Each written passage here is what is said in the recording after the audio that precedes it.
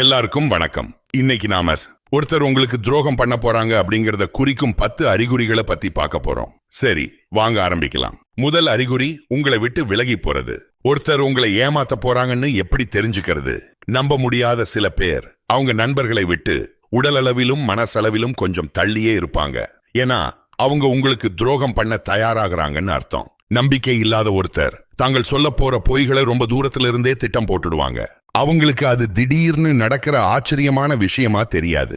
ஆனா ஒரு நண்பர் உங்களுக்கு துரோகம் பண்ணும்போது உங்களுக்கு அது பெரிய அதிர்ச்சியா இருக்கும். நீங்க சற்றும் எதிர்பார்க்காத நேரத்துல அது நடக்கும். உங்க நம்பிக்கை தான் இங்க உடையுது. உடைஞ்ச உங்க நட்பை நீங்க தான் கஷ்டப்பட்டு ஒட்ட வைக்க வேண்டியிருக்கும். சரி, ஒருத்தர் உங்களுக்கு துரோகம் பண்ண தயாராகிறாங்கன்னு எப்படி தெரிஞ்சுக்கிறது? அந்த விலகி போறது பார்க்க எப்படி இருக்கும்? முதல்ல அவங்க உங்களை அவங்க வாழ்க்கையில இருந்து ஒதுக்க ஆரம்பிப்பாங்க. உங்க மெசேஜ்களுக்கு பதில் சொல்ல மாட்டாங்க, திரும்ப போன் பண்ண மாட்டாங்க. நீங்க எங்கேயாவது கூப்பிட்டா அதிகபட்சம் அவங்க வர மாட்டாங்க. உங்க நண்பர் உங்ககிட்ட இருந்து விலகி போறதை நீங்க கவனிப்பீங்க. ஒருவேளை அவங்களுக்கு உங்க மேல இருந்த நட்பு குறைஞ்சிருக்கலாம். மனசளவுல அவங்க உங்க உறவில் இருந்து விலகி விட்டார்கள். அதனால் அவங்களுக்கு உங்க கூட பழகிறதுல எந்த ஆர்வமும் இருக்காது. காதலிக்கும் போதும் இதேதான் நடக்கும். நம்பிக்கை இல்லாத ஒரு துணை உங்க கூட செலவு பண்ற நேரத்தை குறைச்சிக்கிட்டே வருவாங்க. அன்னைக்கு அவங்களுக்கு என்ன நடந்துச்சுன்னு உங்ககிட்ட சொல்ல மாட்டாங்க. இல்லனா முன்னாடி மாதிரி உங்க கூட வெளியே போறது, சாப்பிட போறதுன்னு எதுக்கும் வரமாட்டாங்க. இதெல்லாம் ஒருத்தர் உங்களை அவங்க வாழ்க்கையை விட்டு மெதுவா வெளியே தள்ளுறாங்க அப்படிங்கிறதுக்கான அறிகுறிகள். அவங்க உங்களை விட்டு விலகி போனாங்கன்னா கண்டிப்பா அவங்க உங்க நம்பிக்கையை உடைக்க போறாங்கன்னு அர்த்தம். ரெண்டாவது, போலி முகம் காட்டுவது. உங்க நண்பர்கள் உங்க குடும்ப ஆளுங்க கூட நேரம் செலவழிக்கும் போது நீங்க ரொம்ப இயல்பா இருப்பீங்க. நீங்க நீங்களாகவே இருப்பீங்க, உண்மையா இருப்பீங்க. அடுத்தவங்க உங்களை பத்தி என்ன நினைப்பாங்கன்னு கவலைப்படாம உங்க உண்மையான உணர்வுகளையும் பலவீனங்களையும் வெளிக்காட்ட முடியும். ஆழமான நம்பிக்கையான உறவுகள் இருக்கிற மிகப்பெரிய பலமே இதுதான். எல்லாம் நல்லா போகும்போது நண்பர்களோ இல்ல துணையோ எந்த போலியும் இல்லாம அவங்களாவே இருப்பாங்க. ஆனா உங்க நட்போ காதலோ உடையும் போது அந்த போலி முகங்களுக்கு என்ன ஆகும்? உங்க நண்பரோ துணையோ நம்பிக்கை துரோகம் செய்ய நினைச்சா திரும்பவும் அந்த போலி முகத்தை போட்டுக்குவாங்க. உதாரணமா, வழக்கத்துக்கு மாறா ரொம்ப நல்லவங்க மாதிரியோ ரொம்ப மரியாதையாவோ நடந்துக்குவாங்க. நல்லவங்களா நடக்கிறதெல்லாம் சந்தேகப்பட வேண்டிய விஷயம் கிடையாது. சில பேர் இயற்கையாவே ரொம்ப அன்பாவும் மரியாதையாவும் இருப்பாங்க. ஆனா எந்த சூழ்நிலையில அப்படி நடக்கிறாங்கிறது ரொம்ப முக்கியம். உங்களுக்கு தெரிஞ்ச ஒருத்தர் அவங்க வழக்கத்துக்கு மாறா ரொம்ப நல்லவங்களா நடிச்சா அது ஒரு பெரிய எச்சரிக்கை மணி. ஏன்னா அவங்க உங்ககிட்ட அவங்களா இயல்பா பழக வசதியா உணரலைன்னு அர்த்தம். அவங்களுக்கு இனி உங்க மேல நம்பிக்கை இல்லாம இருக்கலாம். இல்லனா அந்த உறவுல இருந்து விலக நினைக்கலாம். எப்படி பார்த்தாலும் ஏதோ தப்பா நடக்குது. அவங்க தங்களோட உண்மையான குணத்தை மறைக்கிறாங்க.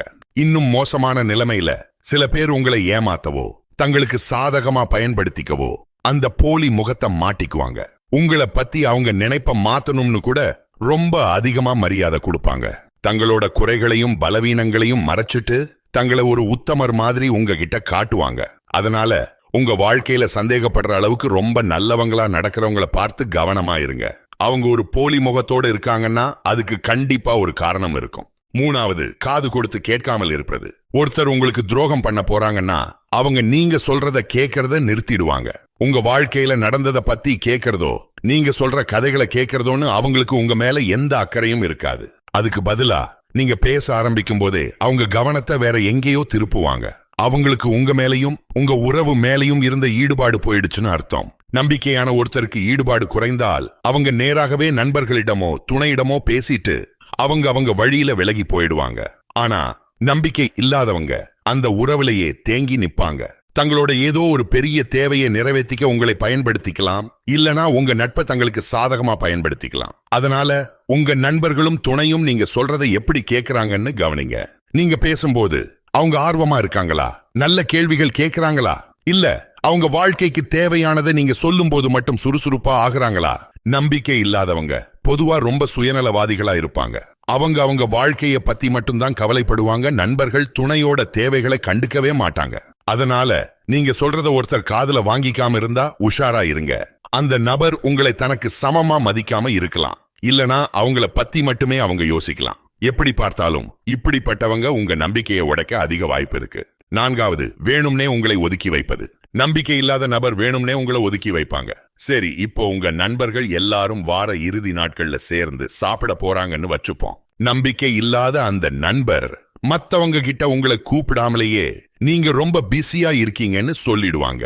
ஆனா ஏன் நம்பிக்கை இல்லாதவங்க அவங்க நண்பர்களை இப்படி ஒதுக்குறாங்க?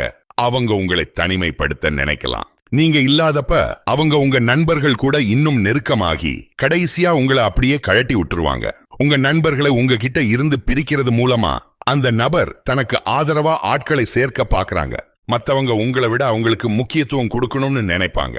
அப்படி செஞ்சா உங்க நண்பர் உங்களுக்கு துரோகம் பண்ணும்போது எல்லாம் அவங்க கட்டுப்பாட்டுல இருக்கும். நீங்க அனாதையா நிக்க வேண்டி இருக்கும். அதனால உங்க நண்பர் உங்களை ஒதுக்க நினைச்சா அதை தட்டி கேட்க பயப்படாதீங்க.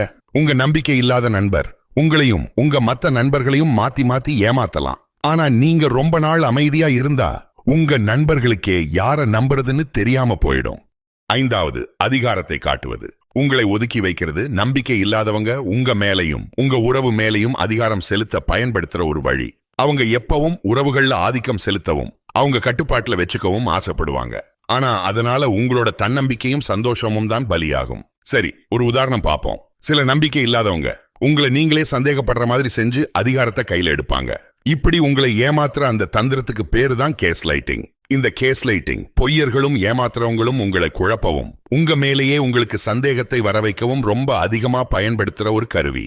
நீங்க உங்களையே சந்தேகப்பட ஆரம்பிக்கும் போது அவங்க சொல்றது அத்தனையும் பொய்யா இருந்தாலும் அந்த நம்பிக்கை இல்லாத நபர் தங்களோட எண்ணங்களை உங்க மேல திணிப்பாங்க. உறவுல அவங்களுக்கு ஒரு தடவை அதிகாரம் கிடைச்சுட்டா அவங்க உங்களையும் உங்க நம்பிக்கையையும் ரொம்ப சாதாரணமாக எடுத்துக்குவாங்க. அவங்களுக்கு எப்பெல்லாம் தோணுதோ அப்பெல்லாம் உங்களை அவங்களுக்கு சாதகமா பயன்படுத்திக்கிட்டு பழிய உங்க மேலேயே போட்டுட்டு இல்லனா அவங்க தான் பாவம் மாதிரி நடிச்சு அவங்க பொய்ய நியாயப்படுத்துவாங்க. உண்மையா மதிக்கக்கூடிய நம்பிக்கையான நண்பர்களுக்கு இந்த மாதிரி ஒருத்தர் மட்டும் அதிகாரம் செலுத்துறதுல விருப்பம் இருக்காது. நீங்க உங்களை நினைச்சு கவலைப்படுறத அவங்க விரும்ப மாட்டாங்க. உங்க சொந்த நினைவுகளையோ அனுபவங்களையோ நீங்க சந்தேகப்படுறத அவங்க ஏத்துக்க மாட்டாங்க. அதனால அந்த மாதிரி செய்யற யாரையாவது உங்களுக்கு தெரிஞ்சா அவங்க உங்களுக்கு நல்லது நடக்கணும்னு நினைக்கலன்னு புரிஞ்சுக்கோங்க. அவங்க இதுவரைக்கும் உங்களுக்கு துரோகம் பண்ணலன்னா கூடிய சீக்கிரமே பண்ண அதிக வாய்ப்பு இருக்கு.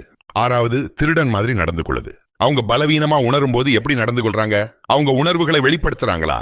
உட்கார்ந்து பேசி பிரச்சனைகளை தீர்க்க தயாரா இருக்காங்களா? இல்ல அந்த பேச்சுவார்த்தை உடனே மோசமா முடிஞ்சிடுதா? நம்பிக்கை இல்லாத ஒருத்தரோட சாயம் வெளுக்க ஆரம்பிக்கும் போது அவங்க மனநிலை ரொம்ப மோசமாகிடும். அவங்க ரொம்ப கோபப்படுவாங்க, சோகமா ஆவாங்க, இல்லனா பாதுகாப்பு இல்லாம உணருவாங்க. ஏன்னா அவங்க சொல்ற அளவுக்கு அவங்க நிஜமாவே உங்களை நம்புறது கிடையாது. உண்மையாவே நம்பி இருந்தா அவங்க உண்மையான உணர்வுகளை வெளிப்படுத்துறதுல அவங்களுக்கு எந்த பிரச்சனையும் இருக்காது. அவங்க நினைக்கிறதையோ உணர்றதையோ சொல்ல அவங்க வெட்கப்பட மாட்டாங்க. ஏன்னா அவங்க எப்பவும் அவங்களா உண்மையா இருக்கவே நினைப்பாங்க. நம்பிக்கை இல்லாத நபர் பலவீனமா உணரும் போது பொய் சொல்லி மாட்டிக்கிட்ட ஒரு திருடன் மாதிரி நடந்துக்குவாங்க.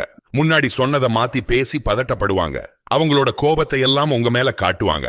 அதனால இப்படி அவங்க பலவீனமா இருக்கிற நேரங்களே நல்லா கவனிங்க. அவங்களோட உண்மையான முகத்தை காட்ட அவங்க மறுக்கிறாங்கன்னா அதுக்கு காரணம் அவங்க ஏதோ ஒன்ன உங்ககிட்ட மறைக்கிறாங்கன்னு அர்த்தம். 7வது, சொன்ன வார்த்தையை காப்பாத்தாத நண்பர். ஒருத்தர் உங்களுக்கு பெரிய துரோகம் பண்றதுக்கு முன்னாடி நீங்க 2 பேரும் சேர்ந்து போட்ட பிளான கேன்சல் பண்றது மாதிரி சின்ன சின்ன சத்தியங்களை மீறுவாங்க. பேச்ச மாத்துறவங்க பொதுவா அவங்க நட்பையோ உறவையோ சரியா மதிக்க மாட்டாங்க. மத்தவங்களுக்கு கொடுத்த வாக்க அவங்க பெருசா நினைக்க மாட்டாங்க. ஏன்னா அவங்க நேரத்துக்கு கொடுக்கிற மரியாதையை மத்தவங்க நேரத்துக்கு கொடுக்க மாட்டாங்க. அதனால எப்ப பார்த்தாலும் கடைசி நிமிஷத்துல பிளானை கேன்சல் பண்ற யாராவது உங்களுக்கு தெரிஞ்சா கொஞ்சம் உஷாரா இருங்க. இப்படி பேச்ச மாத்துறது அந்த நபர் உங்க மேல அக்கறையா இல்லை, மதிக்கல, அவங்களை நம்ப முடியாது அப்படிங்கிறதுக்கான பெரிய எச்சரிக்கை மணி. அவங்களுக்கு எந்த ஆர்வமும் இல்லாம 5 நிமிஷத்துக்கு முன்னாடி கேன்சல் பண்ணிடுவோன்னு நல்லா தெரிஞ்சு உங்களை நம்ப வச்சு இழுத்தடிப்பாங்க. இப்படிப்பட்டவங்க அவங்க கொடுத்த வாக்க காப்பாத்துவாங்கன்னு ரொம்ப நம்பாதீங்க. ஏன்னா இந்த மாதிரி ஆளுங்க எந்த நேரத்திலையும் உங்களை நடுவழியில கைவிட்டுடுவாங்க. 8வது, முன்னுக்கு பின் முரணான பிம்பம். அவங்கள பத்தி அவங்க வச்சிருக்க நினைப்புக்கும் நிஜத்துக்கும் சம்பந்தம் இருக்கா? அவங்க நிஜத்துல இருக்கிறத விட தங்களை ரொம்ப பெரிய ஆளா நினைச்சுக்கிறாங்களா? சில பேர் இது திமிருன்னு சொல்லுவாங்க, சில பேர் தலைக்கணம்னு சொல்லுவாங்க. ஆனா இதுக்கெல்லாம் ஒரே அர்த்தம் தான். அவங்கள பத்தி அவங்களுக்கே ஒரு தெளிவான பிம்பம் இருக்காது. சிம்பிளா சொல்லணும்னா அவங்க தங்களை ஒரு மாதிரி நினைச்சுப்பாங்க. ஆனா நிஜத்துல அவங்க அதுக்கு நேர்மாறா இருப்பாங்க.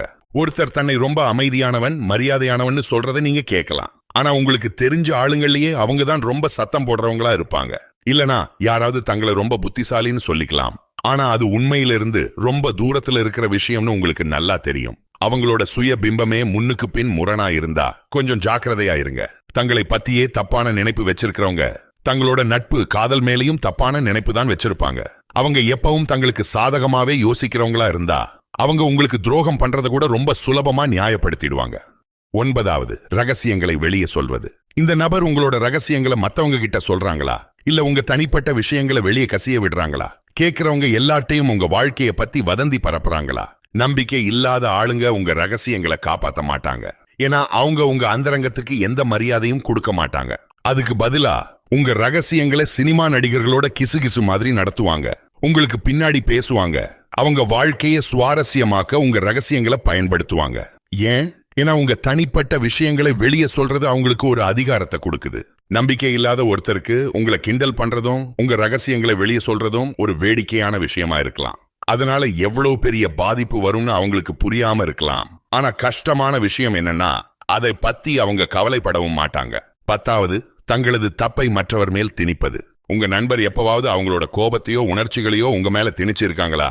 இப்படி அடுத்தவங்க மேல திணிக்கிறது ஒரு சாதாரண மன ரீதியான தற்காப்பு முறைதான். ஒருத்தரால புரிஞ்சுக்கவோ ஏத்துக்கவோ முடியாத அளவுக்கு ஒரு கடுமையான உணர்ச்சி வரும்பொழுது அந்த மோசமான விஷயங்களை உங்க மேல திணிப்பாங்க. அவங்க செஞ்ச தப்புக்கெல்லாம் உங்க மேல பழி போடுவாங்க. சரி, உங்க நண்பர் எப்பவும் ஒரு பாதுகாப்பற்ற உணர்வோடு இருக்காங்கன்னு வச்சுப்போம். அவங்க தங்களோட அந்த உள்ளத்து பயங்களை எதிர்கொள்ள பயந்து அந்த பாதுகாப்பற்ற தன்மையை உங்க மேல திணிக்கலாம். உதாரணமா, அவங்க பார்க்க எப்படி இருக்காங்கன்னு அவங்களுக்கே பிடிக்கலனா அதுக்கு உங்களோட உடையையோ இல்ல உங்க தோற்றத்தையோ குறை சொல்லுவாங்க.